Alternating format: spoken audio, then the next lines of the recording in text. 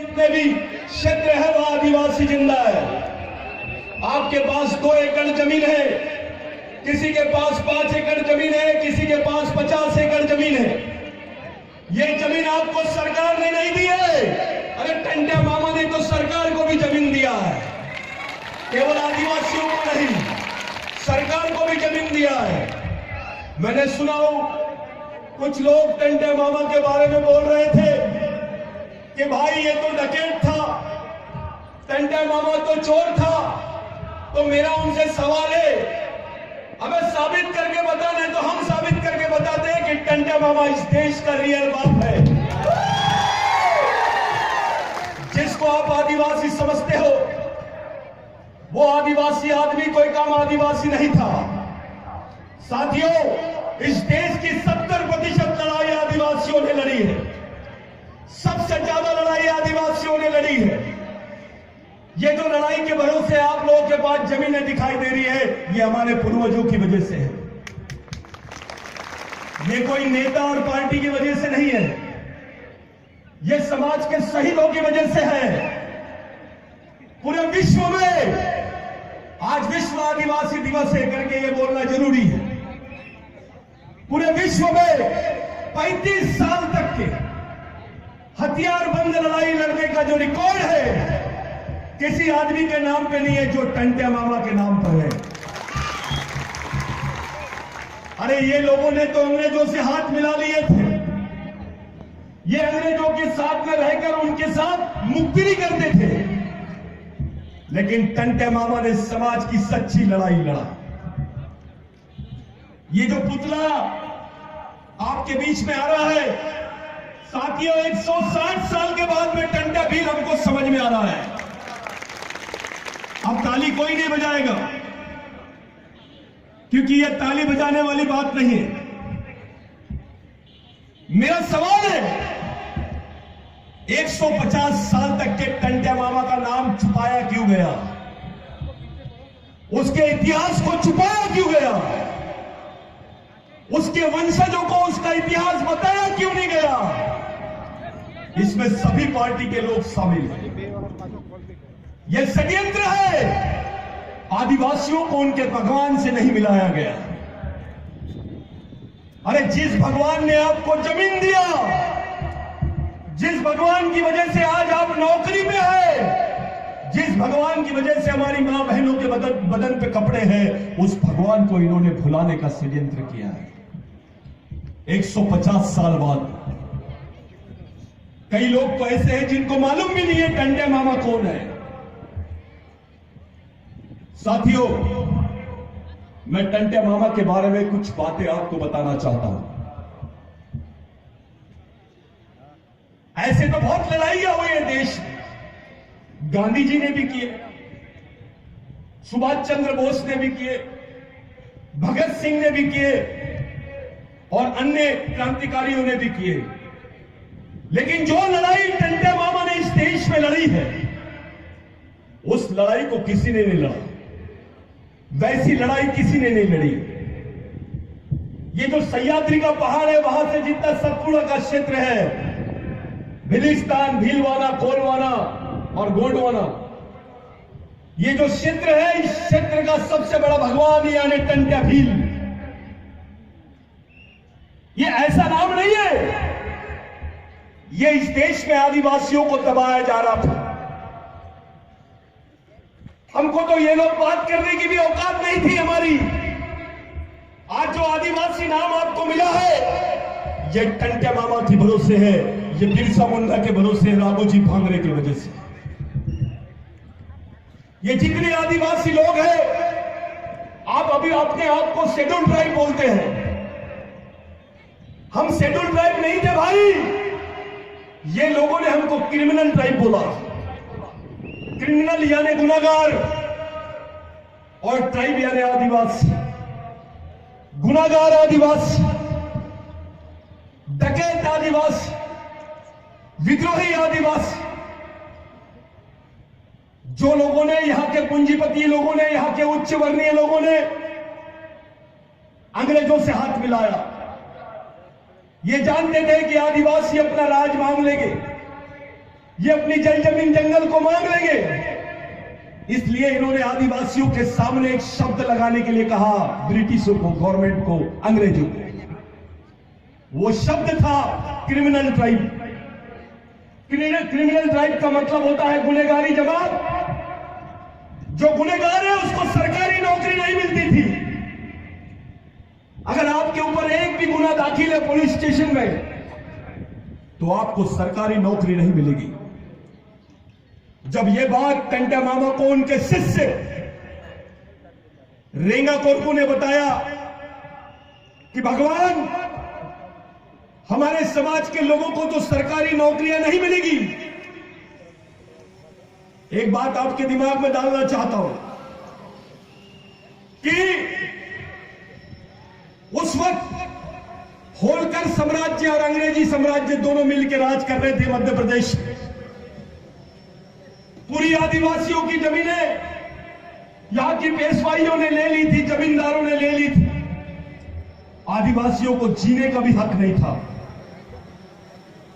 जब भी किसी भील का नाम आता था, बिलाला का नाम आता था, बारेला का नाम आता था, तो क्रिमिनल ट्राइब बोलते थे।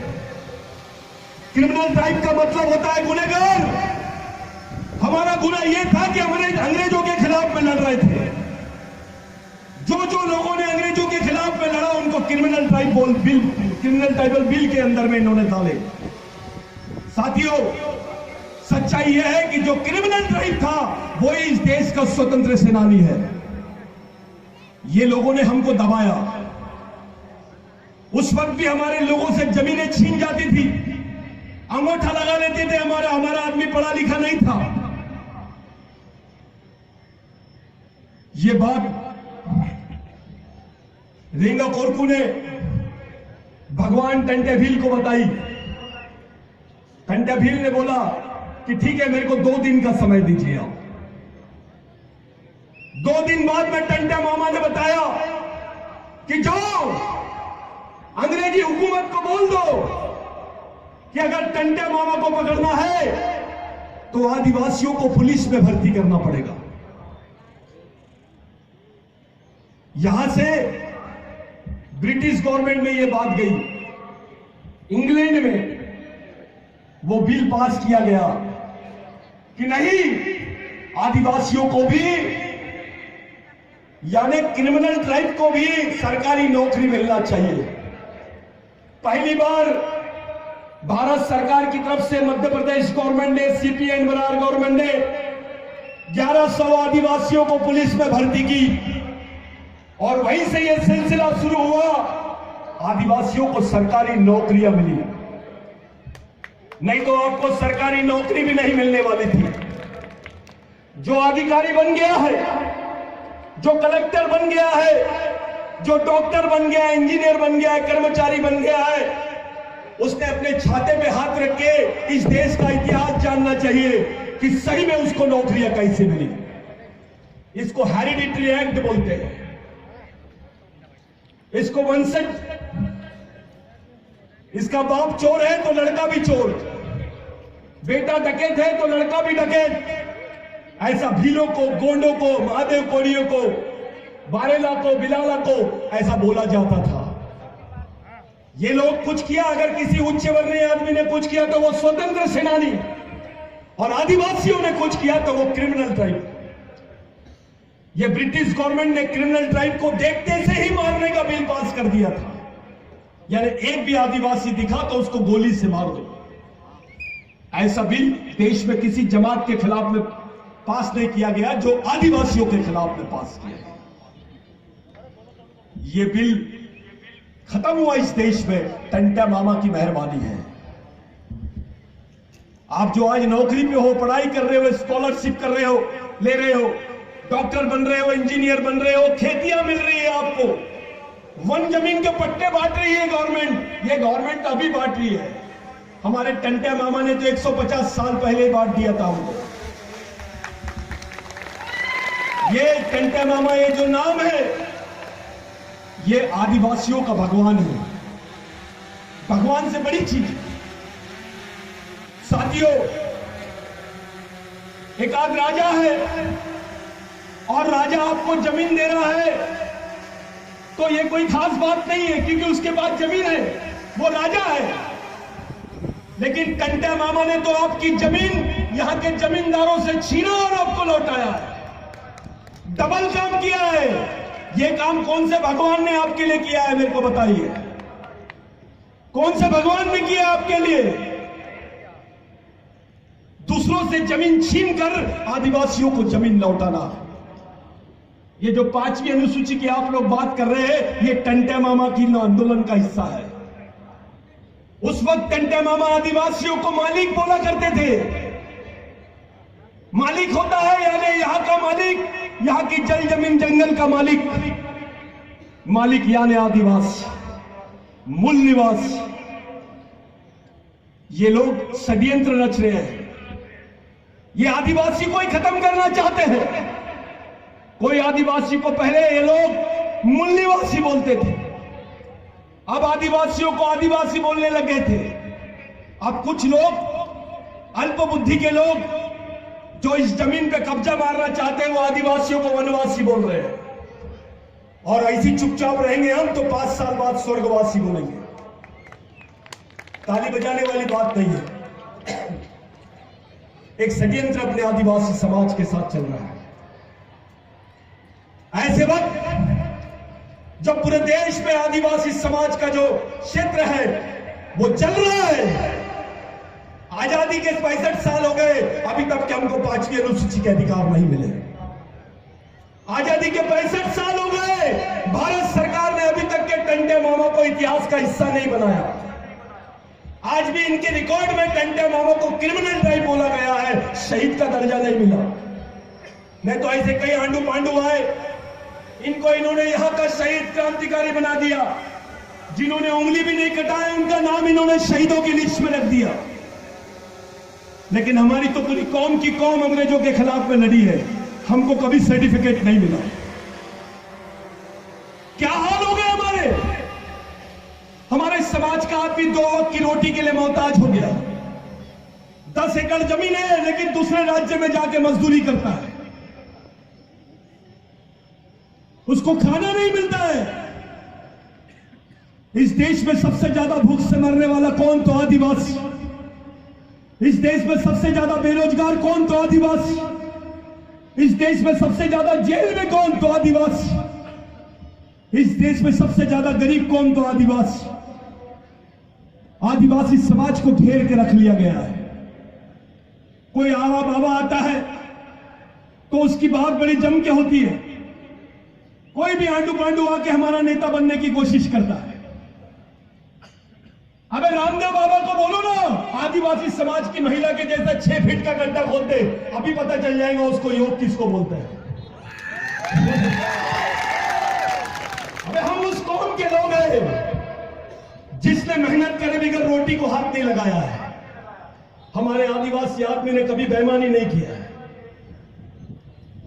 विश्व में सबसे ज्यादा अगर आदिवासी पहचाना जाता है तो ईमानदारी के लिए, मेहनत के लिए और संघर्ष के लिए। इनको ऐसा लग रहा है कि आदिवासी समाज है, इसको कैसे भी बेवकूफ बना देंगे, तो ये गलत फहमी दिमाग से निकाल दो। हमें सिर्फ 1 घंटा लगेगा आदिवासी बच्चे को टंटे भील बनने के लिए, बिरसा मुंडा बनने के लिए।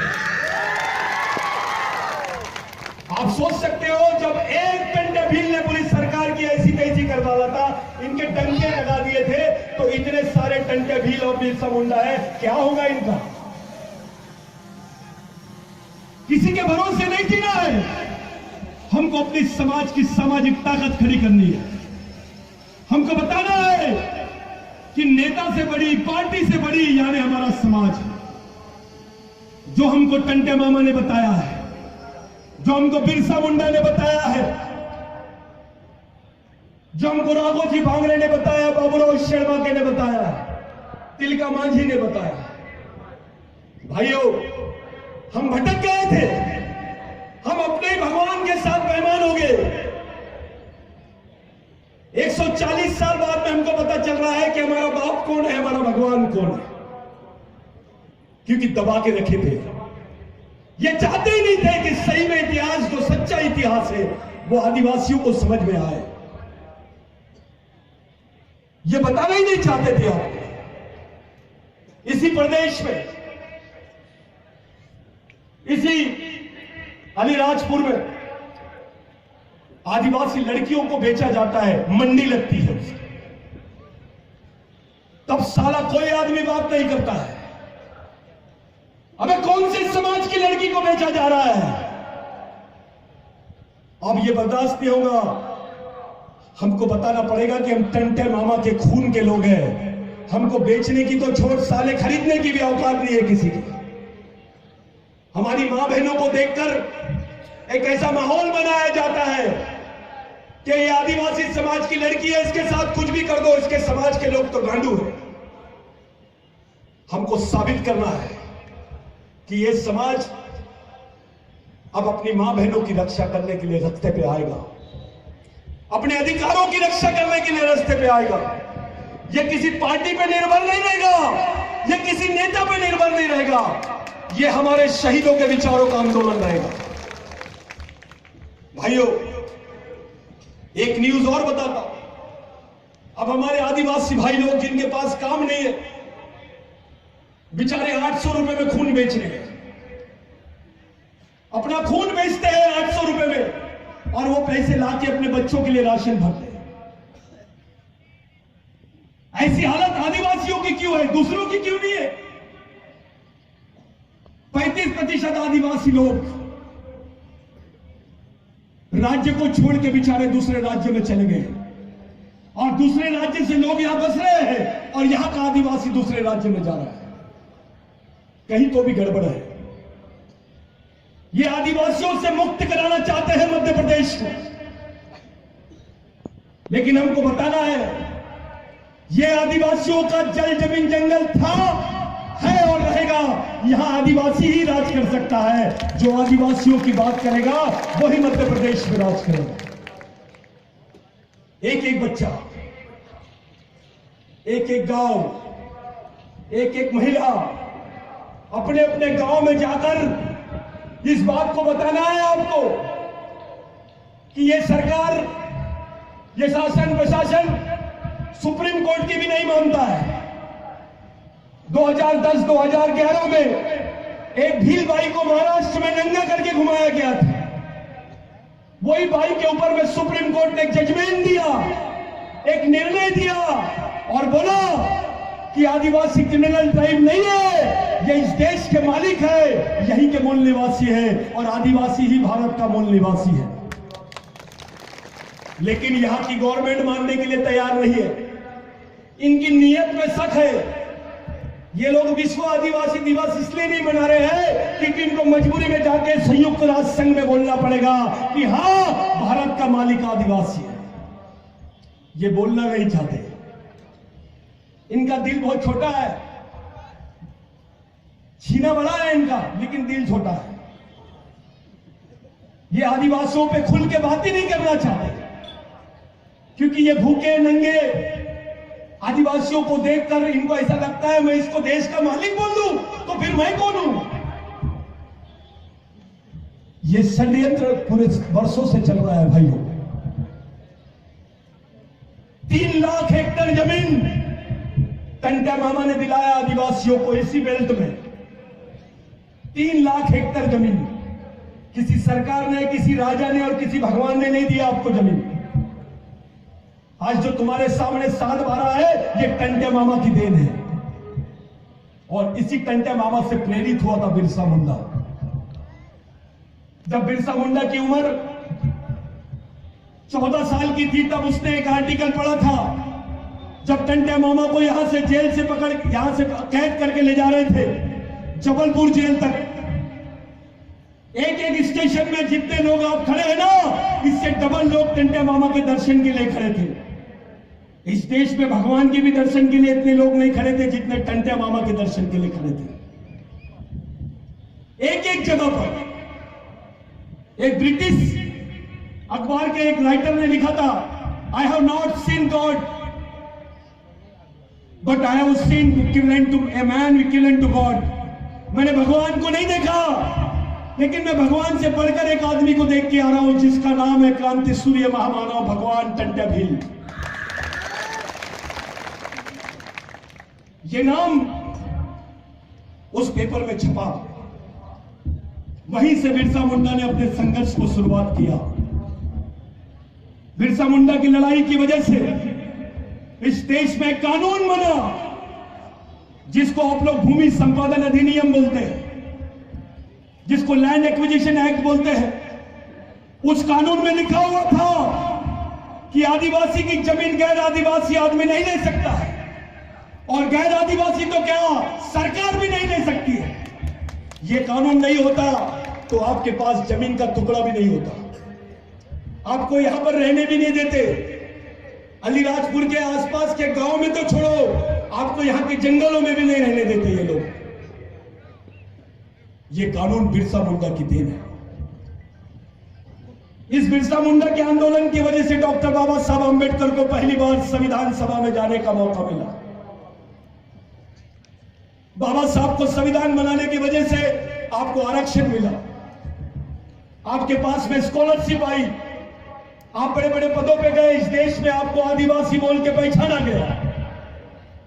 आज मौका आ गया भाई कि अलीराजपुर के जितने आदिवासी भाई लोग हैं उनको पहचानना है कि किसके आंदोलन को लेके आगे बढ़ाना है। टंट्या मामा के कि किसी और मामा थे, हमको कोई दूसरा मामा नहीं भाई, हमारा तो अपना ओरिजिनल मामा है। और कोई नेता नहीं, कोई कांग्रेस नहीं, कोई बीजेपी नहीं, आदिवासी खुद अपने आप में सक्षम है।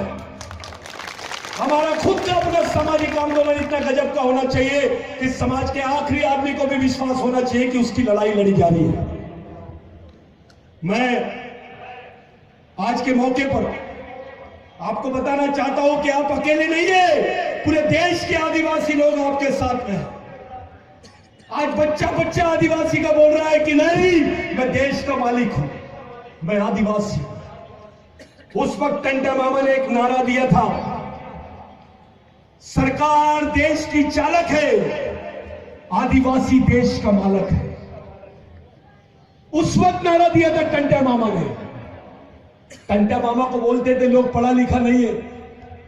अबे तो इतनी बुद्धि कहां से आ गई उसको कि पूरे समाज को बचाने की लड़ाई उस आदमी ने लड़ी है। वो हमारे लिए किसी भगवान से कम नहीं है। गद्दार तो हम हैं कि हमने टंट्या मामा के आंदोलन को आगे नहीं बढ़ाया। हम आपस में बढ़ गए, कोई भील बोल रहा है, कोई बिलाला बोल रहा है, कोई बारेला बोल रहा है।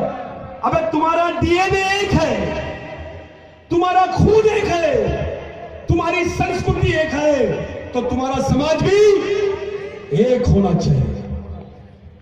टंट्या मामा ने बोल के गया कि बटोगे तो मरोगे, बटेंगे तो मरेंगे,